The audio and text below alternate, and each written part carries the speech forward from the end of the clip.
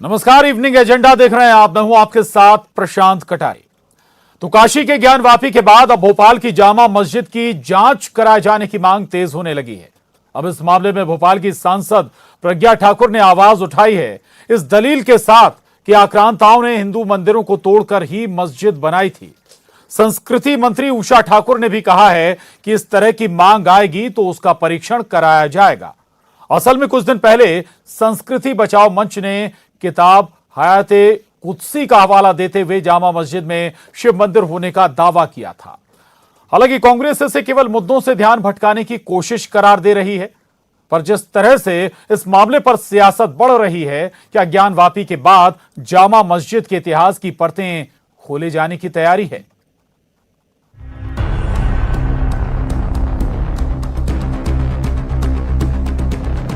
उन्होंने इसमें यह भी जिक्र किया कि यहाँ पर एक खंडहर नुमा शिव मंदिर था जिसको कि तोड़कर इसका निर्माण किया गया है।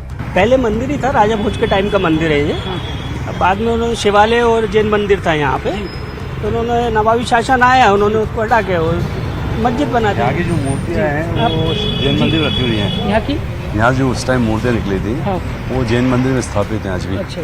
देखते थे किसी मस्जिद में हमने आज तक 5 गुम्बद देखे ही नहीं है। किसी भी हिंदुस्तान की किसी भी मस्जिद पे आप जहाँ 5 गुम्बद देखें तो किसी चिन्ह उसमें कई स्वास्तिक चिन्ह भी है, गणेश जी भी है, और भी कई अंदर खजाने में क्या नीचे है। क्या बेसमेंट है क्या? हाँ, नीचे ये जो 2 मंजिला के ऊपर है मस्जिद, इसके नीचे बीच में क्या है ये तो आगे जब कोर्ट ने आदेश करेगी, जांच करेगी, तभी उसका उत्तर सामने आएगा।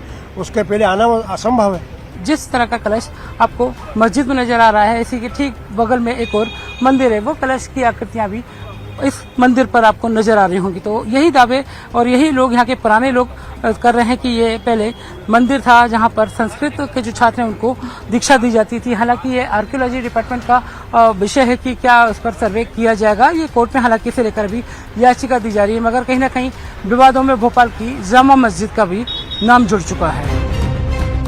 भोपाल की जामा मस्जिद में शिव मंदिर होने का दावा इस तरह से आगे बढ़ा और अब इस मामले में भोपाल की सांसद प्रज्ञा ठाकुर की भी एंट्री हो गई है। सांसद प्रज्ञा ठाकुर ने जामा मस्जिद की जांच कराए जाने की मांग उठाई है और दावे के साथ कहा है कि आक्रांताओं ने हिंदू मंदिरों को तोड़कर ही मस्जिद बनाई थी। देखिए, ऐसा है, ऐसे विषयों पर जहां आक्रांताओं ने कुठाराघात करके हमारी आस्था को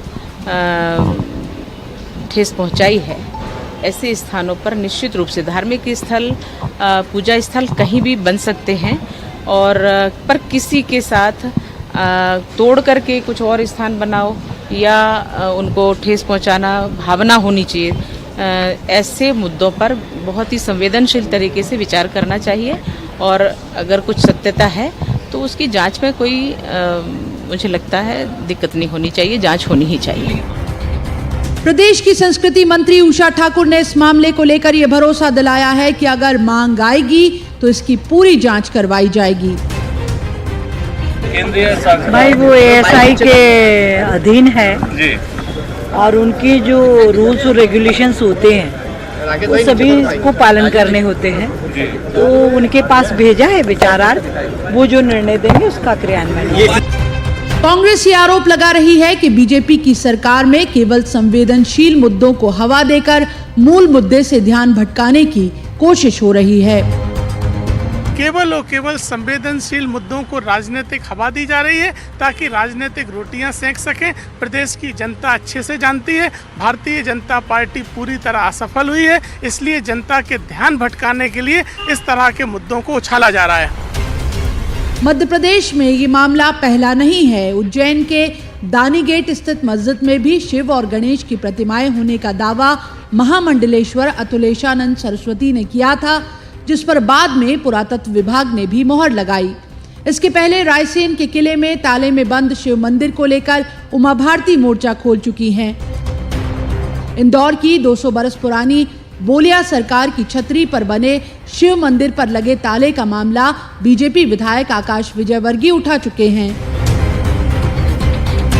लेकिन जामा मस्जिद के मामले ने जिस तरह से तूल पकड़ा है, क्या ज्ञानवापी की तरह ही आगे बढ़ेगी जामा मस्जिद की भी कहानी? भोपाल में जितेंद्र शर्मा, मनोज राठौर के साथ bureau report, news 18 Madhya Pradesh Chhattisgarh. तो अब विवाद का नया विषय बना है भोपाल की जामा मस्जिद। और आपको बता दें कि दरअसल एक संस्था द्वारा संस्कृति बचाओ मंच के जरिए ये मांग उठाई गई और ये दावा किया गया कि जो जामा मस्जिद है वहां पर पहले शिव मंदिर हुआ करता था, मंदिर को तोड़कर वहां पर ये मस्जिद बनाई गई। तब तक तो फिर भी बात ठीक थी, लेकिन अब जो वॉइस आई हैं, दो नई वॉइस, एक सरकार में मंत्री हैं उषा ठाकुर, उनके जरिए ही कहा गया कि अभी तक मांग नहीं आई, मांग आएगी तो सर्वे कराएंगे या फिर जांच कराएंगे। दूसरी जो वॉइस आई है वो है बीजेपी की सांसद साध्वी प्रज्ञा ठाकुर। इसलिए यह मसला और बड़ा हो जाता है। चर्चा करने के लिए तीन खास मेहमान हमारे साथ जुड़ रहे हैं। कांग्रेस प्रवक्ता भूपेंद्र गुप्ता जी हमारे साथ हैं, डॉक्टर हितेश वाजपेयी जी हमारे साथ हैं, प्रवक्ता बीजेपी, और इतिहासकार पूजा सक्सेना जी। आप तीनों का बहुत स्वागत है इस चर्चा में। मैं सियासी टिप्पणी लूं उससे पहले सबसे पहले पूजा सक्सेना जी के पास जाऊंगा, इतिहास को समझूंगा। क्या कहता है इतिहास? वाकई जो दावे हैं उनमें कुछ हकीकत नजर भी आती है। केवल जामा मस्जिद की बात नहीं है, अब तो तमाम बड़े ऐसी जगहों को लेकर दावे किए जा रहे हैं। ताजमहल से लेकर ज्ञानवापी मस्जिद पर विवाद चल ही रहा है, कोर्ट में पहुंचा है। ऐसे दर्जनों मामले हैं, बल्कि हम मध्य प्रदेश को अगर गिनती शुरू करेंगे मध्य प्रदेश में तो वो भी दर्जनों में पहुंच जाएगी। लेकिन जामा मस्जिद का इतिहास थोड़ा बताइए पूजा जी। जरूर।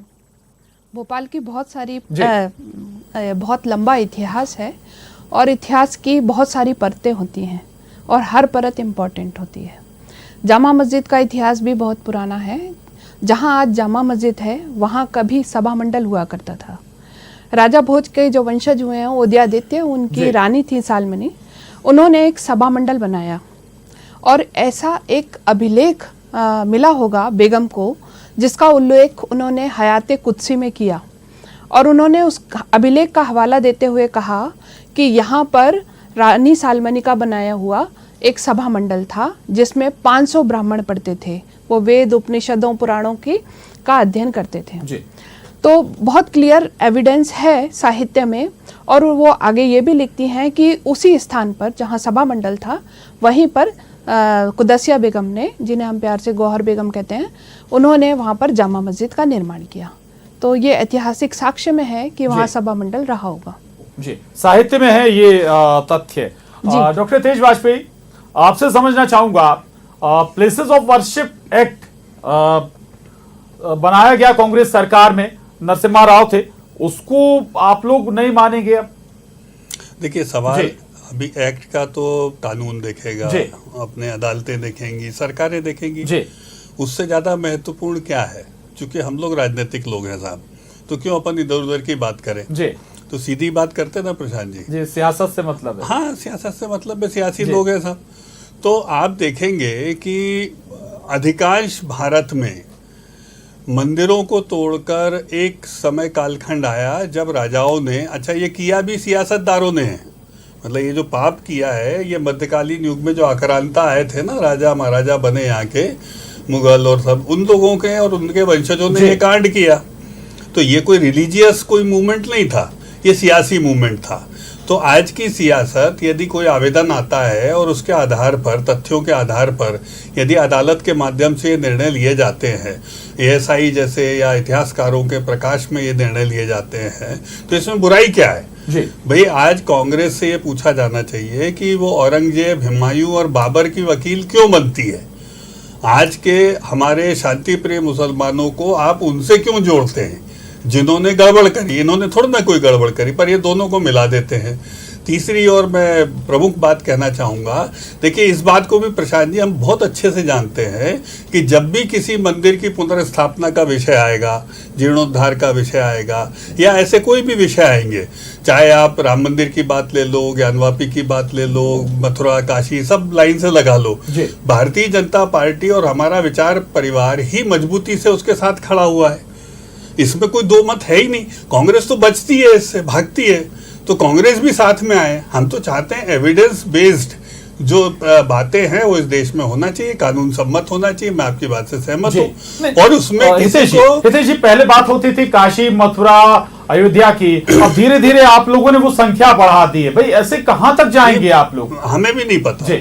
जहां जहां पर इन आक्रांताओं ने ये सब किया है वो सब कुछ भी खुल सकता है। मान लो भाई आज की डेट में किसी मोहल्ले में ऐसा पता लगा कि 20 साल पहले कोई कत्ल हुआ था, तो क्या आप उसका इन्वेस्टिगेशन नहीं करेंगे? क्या करेंगे ना। और यदि उससे संबंधित कोई कार्यवाही लंबित है तो उसको पूरा किया जाएगा आज के कानून के हिसाब से। तो यही हो रहा है भाई। कहीं कानून तो कुछ और कहता है, कानून तो प्लेसेस ऑफ वर्शिप एक्ट कुछ और कहता है। तो कानून, मैं लौट रहा हूं आपके पास, कानून गुप्ता जी हैं, कानून और बन जाएंगे। बहुत साफगोई से कह रहे हैं तेज वाजपेयी जी कि भाई हम लोग सियासी लोग हैं, सियासत करते हैं, आप लोग क्या उतने स्ट्रांगली सियासी जवाब नहीं दे पा रहे? ये आपकी धारणा है, और आपकी ये धारणा किसने बनाई मुझे नहीं मालूम। हम बराबर जवाब दे रहे हैं। और जो सबसे महत्वपूर्ण बात है कि आज देश में एक कानून लागू है, अदालत कहे कि यहाँ पर जो है सर्वेक्षण होना चाहिए तो करिए, लेकिन अदालत से ज़्यादा इनकी रुचि है बयानबाजी करने में, क्योंकि इनकी रुचि है उन्माद फैलाने में, इनकी रुचि समाधान में नहीं है, सोल्यूशन में नहीं है। और उन्होंने साफ कहा कि वो सियासत कर रहे हैं, तो अब मुझे कहने की इसमें आवश्यकता नहीं है। दूसरा जो पक्ष है, जो हमारी आदरणीय इतिहासकार ने बताया है जी, आपके चैनल पर मैं एक और बहस में इसी विषय पर आया था, बिल्कुल, जिसमें जो है ये संस्कृति बचाओ मंच के जो नेताजी हैं, उन्होंने कहा था कि इसका भारतीय जनता पार्टी से कोई संबंध नहीं। तब भी मैंने उस डिबेट में कहा था कि ये भारतीय जनता पार्टी द्वारा ही जनरेटेड है। अब तो सारे पत्ते सामने आ गए, आपके चैनल पर ही आ गए। तो सवाल ये है कि जिस इतिहास को खुद मुसलमान स्वीकार कर रहे हैं, यहाँ की बेगम स्वीकार कर रही, जैन समाज के लोग स्वीकार कर रहे हैं कि हमारे मंदिरों में मूर्तियों की प्राण प्रतिष्ठा कराई गई थी। आपके चैनल पे लोगों ने ये भी बताया था कि इस मस्जिद की जमीन के बदले में बेगम ने जो है एक जमीन दी थी उनको, उस जमीन पे 4 मंदिरों में प्राण प्रतिष्ठा की गई थी। ये सारी बातें जो है ये आपके चैनल पे हो चुकी हैं। इसमें अब नया विषय क्या है? नया विषय ये है कि ये जांच कराना चाहते हैं, इनके राजनीतिक पत्ते सामने आ गए हैं, तो जांच कराइए। अदालत इसमें जांच कराएगी जब तक कानून लागू है, नहीं तो संसद में आपकी डबल इंजन की सरकार है, आप कानून बदल दीजिए। ये बिना कानून बदले ये जो ना चल रहा है, ये जो देश में उन्माद फैलाने का वातावरण, इस वातावरण पर रोक लगनी चाहिए। इससे समाज नष्ट हो रहा है, इससे भारत की जो है समरसता नष्ट हो रही है, इससे भारत की जो है संस्कार नष्ट हो रहे हैं। उस पर करना चाहिए, किसी को आपत्ति थोड़ी है। इसमें तो मुसलमानों तक को आपत्ति नहीं। आपने जिस मुसलमान हिस्टोरियन को बुलाया था वो भी इस बात को एक्सेप्ट कर रहा था। जब यहाँ पर कंसेंसस से सारी एक्सेप्टेंस लोग कर रहे हैं, यहाँ पर सभा मंडप था, एक स्कूल था, मंदिर नहीं था, ऐसा आपके चैनल पे उस दिन लोगों ने बताया था, और आपके चैनल ने उस डिबेट में ये कहा था। तो ये जब सारी चीज़ें सामने हैं और उसके बदले में जो है जमीन दी गई, जमीन देने के बाद 4 मंदिरों में उन मूर्तियों की जो है इज्जत के साथ प्राण प्रतिष्ठा की गई, ये जब चीज़ें मौजूद हैं तो इसमें विवाद की कोई बात नहीं है। और कोई आप इसके बावजूद अगर इसका कुछ सर्वेक्षण कराना, समाधान निकालना है, तो अदालत मौजूद है, अदालत निर्देशित करे। जी ठीक है, 2 बातें निकली हैं तेज वाजपेयी जी। एक तो ये कि कानून आप बदल सकते हैं, सरकार आपकी है, केंद्र में सरकार आपकी है, एक्ट आप चेंज कर सकते हैं। दूसरी बात जो एक संस्कृति बचाओ मंच को लेकर था सवाल, भूपेंद्र गुप्ता जी कह रहे हैं, तो बताइए क्या ऐसे संगठनों को आप लोग बैकअप करते हैं मुद्दे उठाने के लिए? देखिए, हम ऐसे मुद्दों को बैकअप करते कि नहीं करते, इससे ज्यादा महत्वपूर्ण है कि कांग्रेस नहीं करती है। ये तो मान रहे हो ना, ये डरती है, बचती है, हिंदुओं के साथ खड़े होने में इनको शर्माती है, राम मंदिर के मुद्दे में इनको खड़े होने में पोलराइजेशन की ओर ले जाना चाहते हैं। हम डरते हैं। ये जो जुबान है, ये जो जुबान है, जो पाखंड है जुबान का, इसको समझिए आप भाई। जब कोर्ट सामने है, जब कोर्ट बीच में है, तो आप कौन होते हैं ये बात करने वाले?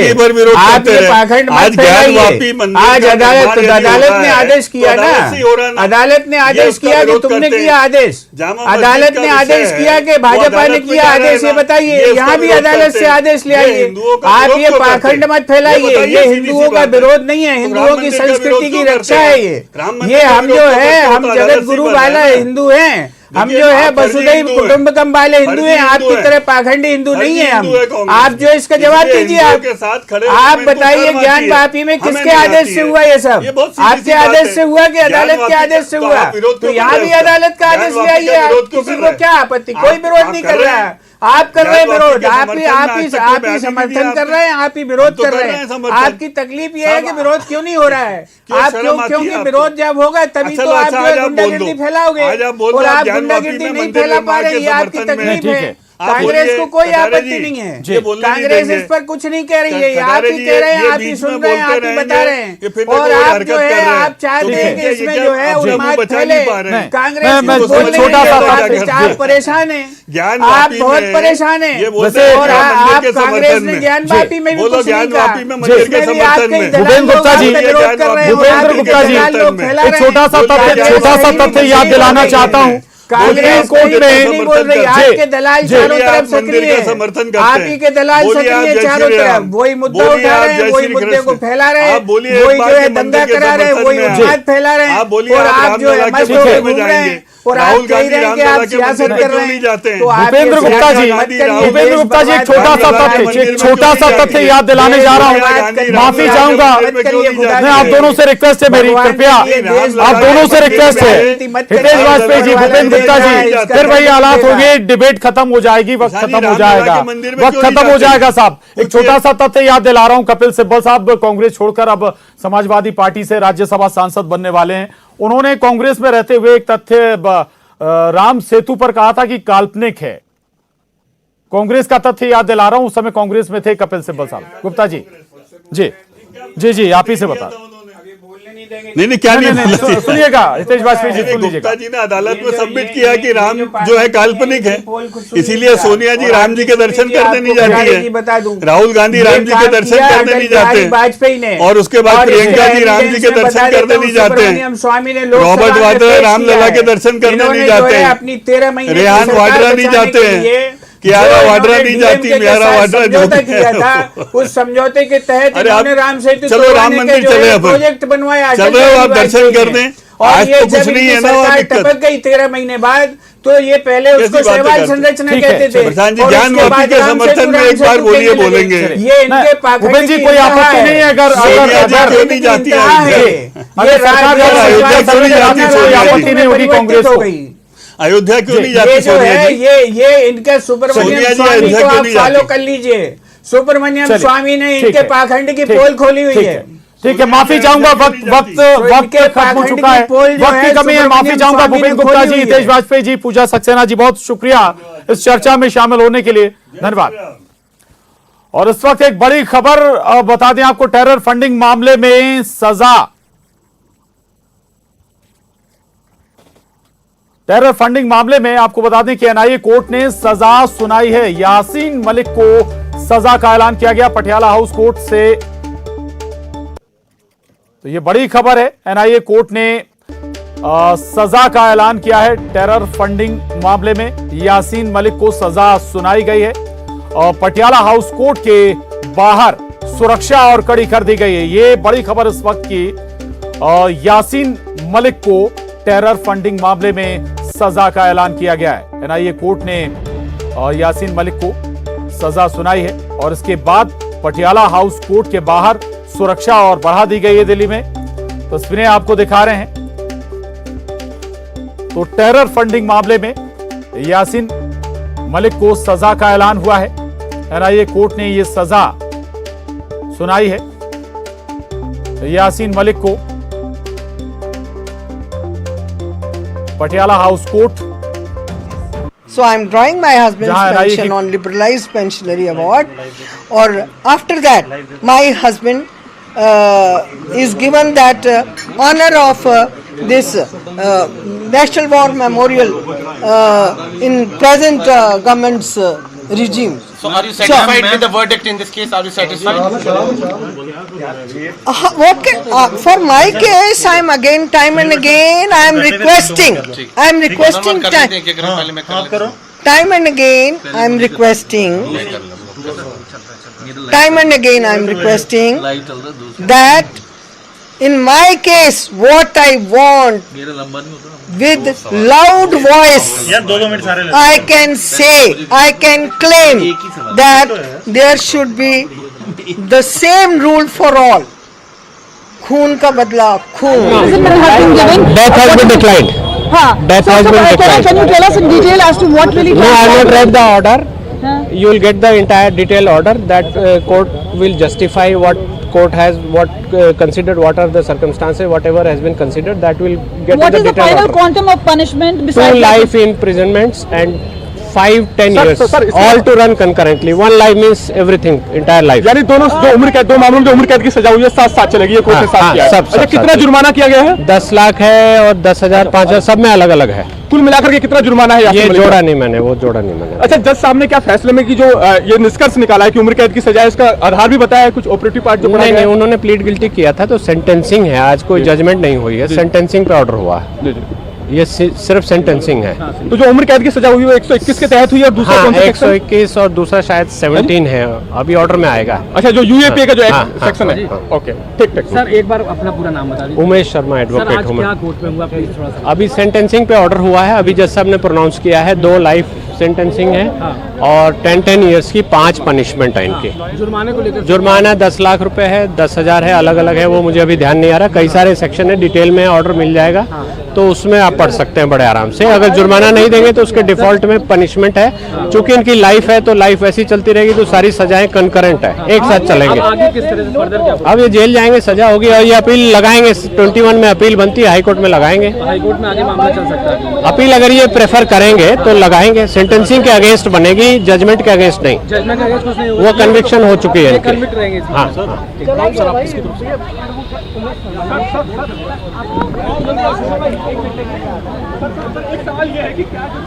तो यासीन मलिक, आपको बता दें कि पहले अलगाववादी और उसके बाद आतंकवाद का दामन थामा था यासीन मलिक ने, और यासीन मलिक के लिए जिम्मेदार ठहराया जाता है जब नरसंहार जम्मू कश्मीर में हुआ था, और अब जाकर 32 साल पहले, लगभग इससे भी ज्यादा वक्त अगर हम कहें गुजर चुका है, और अब जाकर एक मामले में सजा का ऐलान यासीन मलिक के लिए हुआ है।